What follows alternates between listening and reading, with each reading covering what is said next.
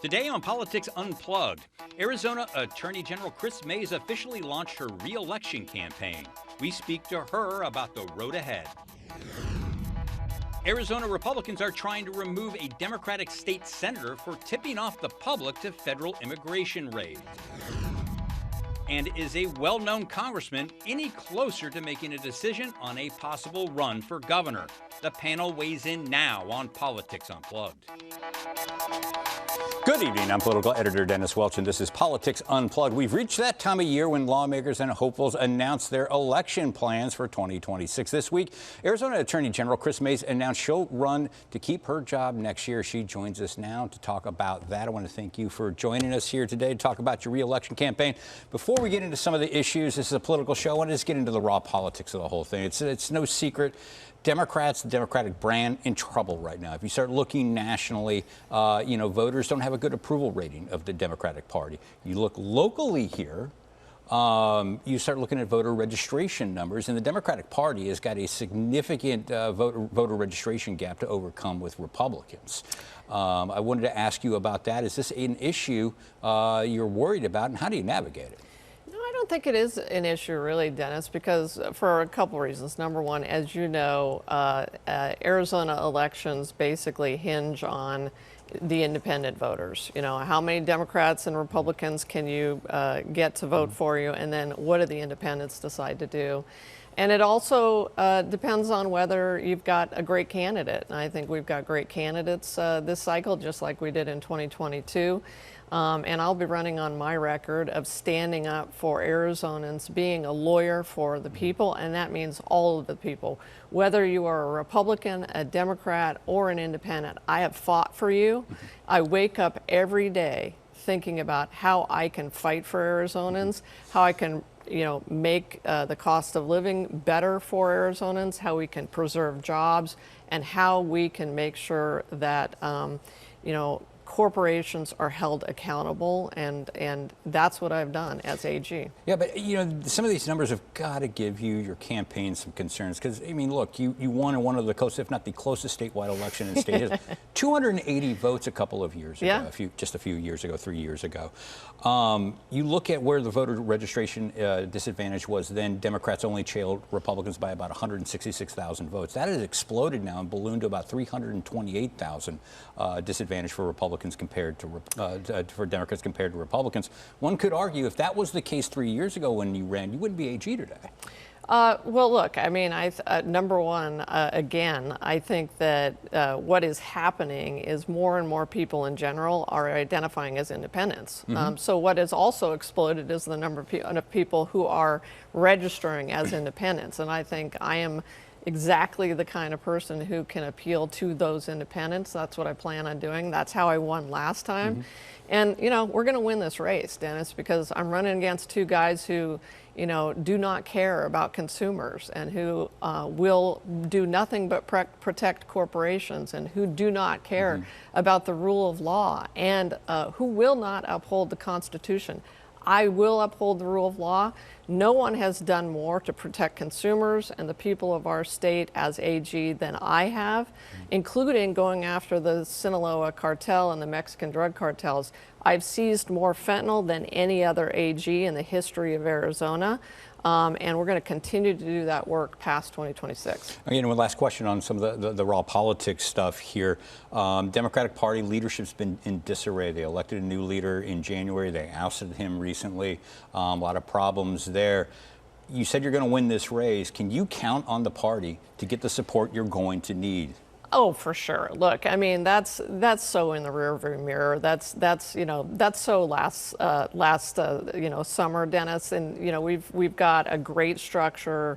Adrian Fontes and I and Governor Hobbs, as well as all the legislative candidates, are going to be, powering forward. We're going to win this election because the people of this state want fighters. They want candidates who are in the fight on their behalf, not on behalf of billionaires and big corporations.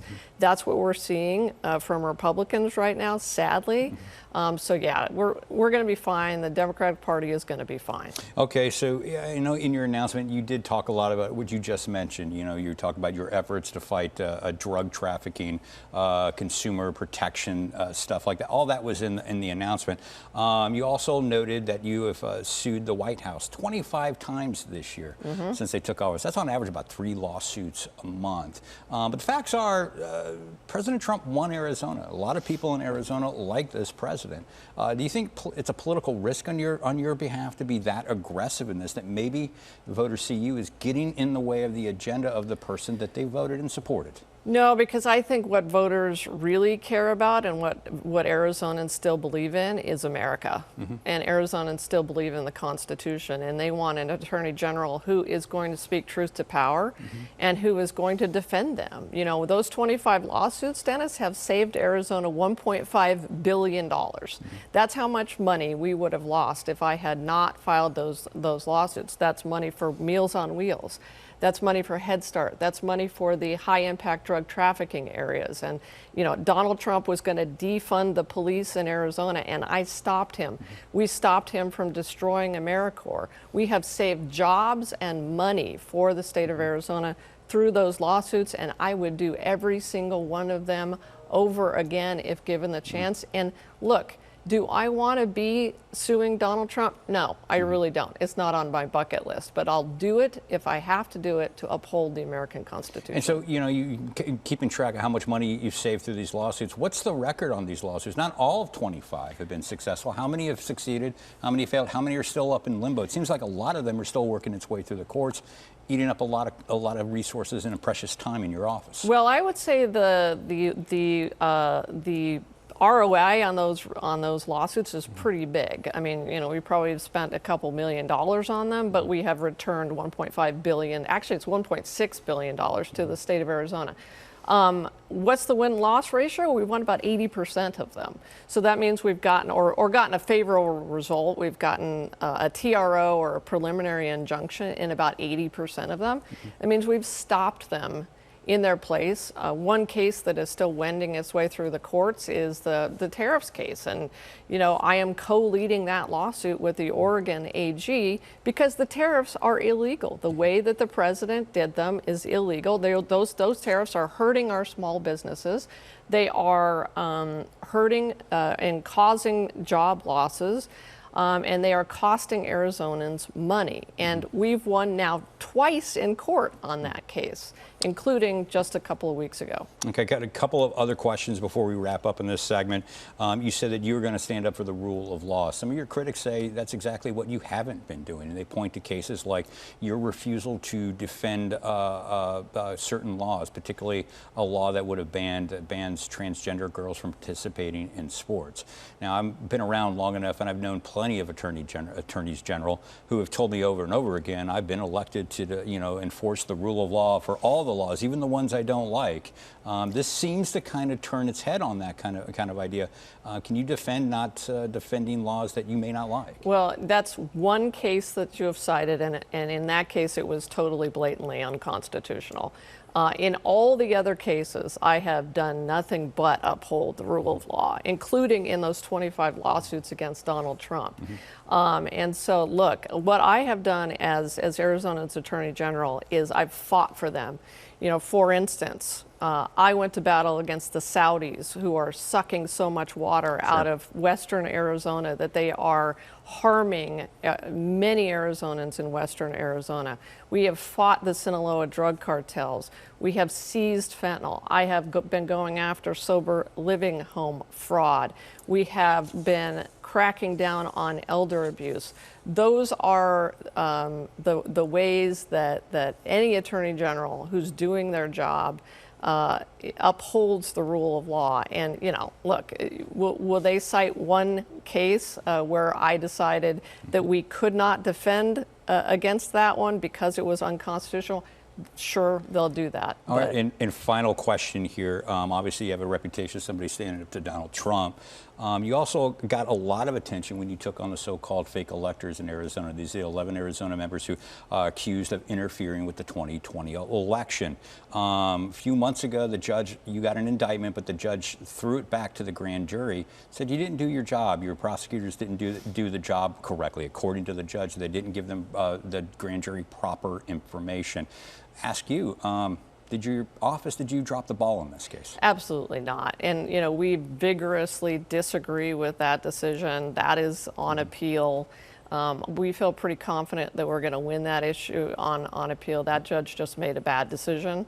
And look, we're not dropping this case. This case is not going anywhere, because nothing is more important, Dennis, than standing up for our democracy and making sure that no one undermines it, no matter how powerful they are. It's almost 5 years. Is there a statute of limitations that you're coming up against? I mean, where is this case right now? No, because we brought the case. Okay, so it's been 5 years. Where is the case now? Yeah, it's been 5 years, but remember, my predecessor refused to bring the case. So, you know, I mean, we were two and a half years behind because my Republican predecessor refused to hold these individuals accountable, these 18 people that a grand jury ultimately indicted. All right, we'll have to end right there. Thank you very much, Chris Mays, for stopping by here today. But still ahead, Republican leaders want to remove a Democratic lawmaker because of her social media posts about ICE raids. Our political roundup is next.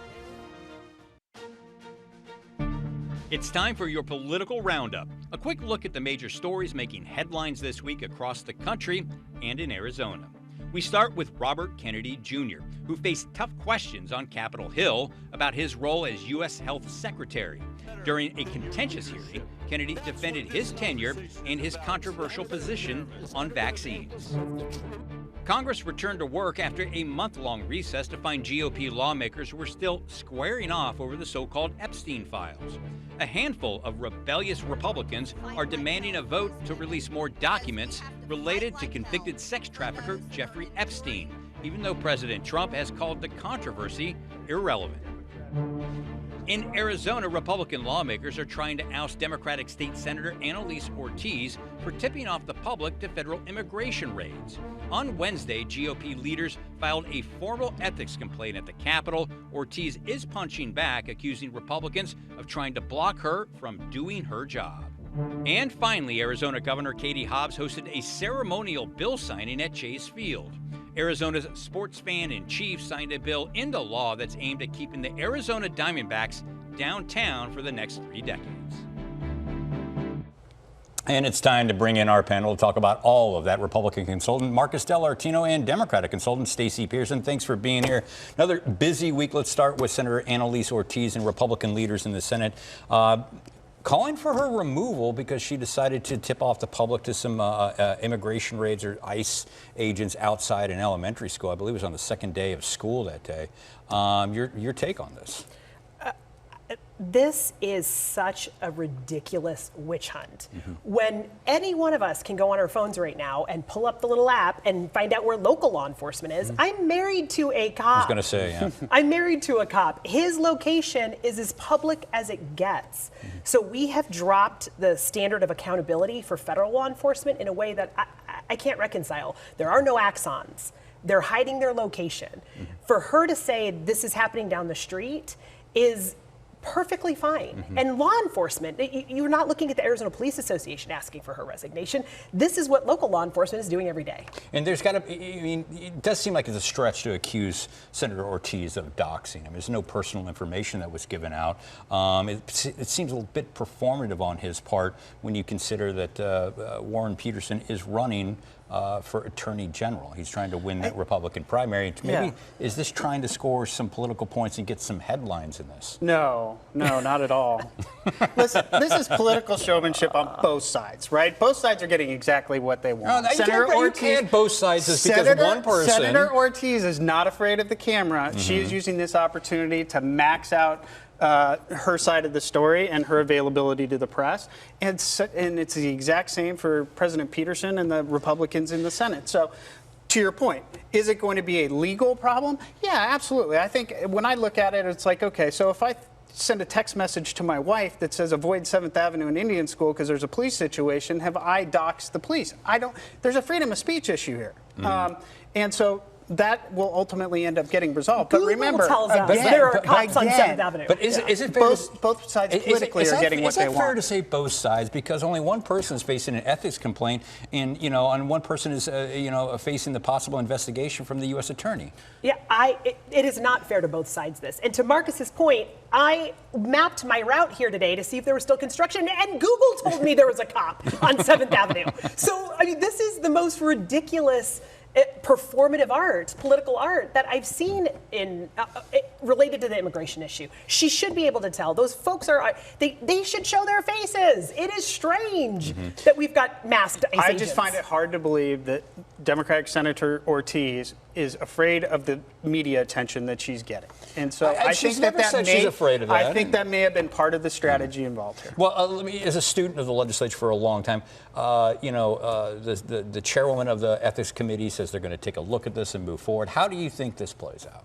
I think we're going to find out that that there's a free speech point here. Weird, constitutional. And it's going to be dismissed relatively quickly. Because also it's important to point out for people following this story, I mean, they suggested, Republican leaders suggested in their announcement of this complaint that they should look at potentially ousting her from office. That seems almost impossible when you get to consider you got a 2/3 vote to remove somebody from office. It's not going to happen. I mean, it simply will not happen. The Democrats are not going to abandon her on this issue. This is... They should be demanding additional accountability and transparency from our federal law enforcement officers. Hold them up to the same standards my husband was held to for the last 22 years. Put axons on them. Tell people what they're doing. Look at warrants. He has to get warrants. I mean, we need to be doing this. All right, we're going to have to take a real quick break right now. But when we come back, there are two big names in the Republican field for governor. David Schweikert, will he make it a third? That's next on Politics Unplugged. And to get more in-depth on the issues, check out the Politics Unplugged podcast this week. I'm joined by Hank Stevenson and Nicole Luden from the Arizona Agenda. The Politics Unplugged podcast drops every Sunday evening wherever you get your podcasts. And let's bring our panel back in now. Thanks for sticking around. Let's talk a little bit about that governor's race. David Schweikert, Congressman Schweikert, been around politics in the public eye. Long time, a long time. He's been at the state. He's been at the state capitol. He's worked for the county. He's been in Congress now for like 15, 16 years. I'm told that they're going to make a decision to run for governor or not, but that decision is not going to be made until he returns back from this trip to D.C. What's your take on this? Do you think he runs, and if he does, what's his lane? Well, my first thought is there anything for a congressman to do in D.C. right now? Why do you actually even have to go? The White House is doing everything at this point. But anyway, I digress. I don't think he's going to. I think he's going to continue to run for Congress. I think that there is a part of every congressman who has young children to come back home. I get that. But remember, the paycheck is, one, way better in Congress. Two, nobody in Congress is working real hard right now. And three, you've got a really contentious primary that you're going into, and you got to start asking questions. Is Donald Trump going to endorse a third candidate in a gubernatorial race? That's a big consideration when you think about, Karen Taylor Ropes and Andy Biggs have both been doubly endorsed by President Trump, and that's kind of the gold standard of Republican primaries.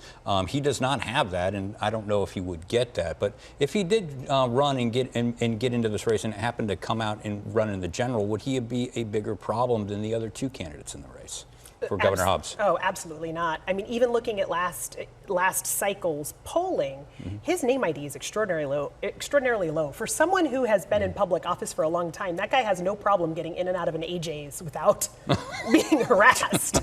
Like, it's mind-bogglingly low. I like that you're referencing AJ's. I go to Safeway. But, I'm a Fry's. I'm pure Fry's. I'm loyal.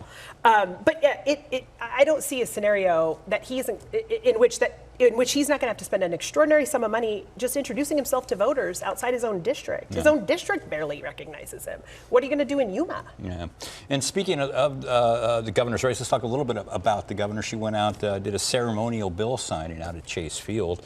They're making a big deal of this. They think they can make some political hay out of this, because I'm looking at most everything that the governor is going to be doing from now on here on out is going to be geared toward getting that reelection bid. Do you think this Chase Field bill helps her out? Well, frankly, I was a little bit shocked. I mean, the fact that I'm in a suit and back on this program means summertime is over, which also means that legislature's been out for a really long time. So doing a bill signing ceremony, I thought would have been done months ago. But so here we are. I don't think that this is necessarily the issue to run on and win on. It's a issue. It's part of economic development, bringing jobs, et cetera, et cetera. So I think that when you're running, you're going to paint with little brush strokes and build a bigger picture of what your gubernatorial race is all about. And this is certainly one of the brush strokes. Yeah, but it's also could be interesting, the reaction from the public, because we've seen, as you're well aware of, voters don't like giving public money or resources to these stadiums. They didn't get a chance to really vote on this. This deal. Do you think she could face some blowback from this one? No, when you look at the political risk, when you actually calculate what could happen, having vacant storefronts in downtown Phoenix and jobs lost and traffic gone, there's no other way we're getting 15, 18, 25,000 people into downtown Phoenix on a July afternoon without baseball. And so the economic calamity that could occur in that downtown area for those businesses was real. And that is something that her opponents would have attacked her on. All right, and then let's talk a little bit about the Attorney General's race. We just had her on in the first segment. What's your take on this? I mean, Attorney General doesn't seem to be bothered at all with some of the conditions heading into the reelection cycle. But I would think if I was a Democrat running statewide, those numbers, the branding of the party, how unpopular they are with viewers, when you look at the registration numbers, this would be a significant concern for me. I would, look, Republicans are going to talk about the voter registration advantage for sure. They're going to talk about the performance advantage for sure. They're going to think that the wind's at their back. They're going to talk about the fact that she barely won by 200 votes, et cetera, et cetera, et cetera, all of which is true. Okay? But what I will do is point back in history and say there was a time when there was a guy named Tom McGovern and John Cadis running for AG in the Republican primary against somebody named Janet Napolitano, if you remember her. And they beat the tar out of each other so severely in that primary that Janet Napolitano was able to slip into the AG's office. And so my point is, take a look at history and make sure you don't repeat that. And by the way, Mays is a brawler. I mean, she's good with the media because she came with the media. Don't underestimate her, is what I would tell Republicans. Do you think she does better this time around? Now, I did ask her, given that she only won the last race by 280 votes, but if you looked at the voter registration numbers now, if you had the same gap and advantage for Republicans then as you did today, she's probably not at the desk today as the Attorney General.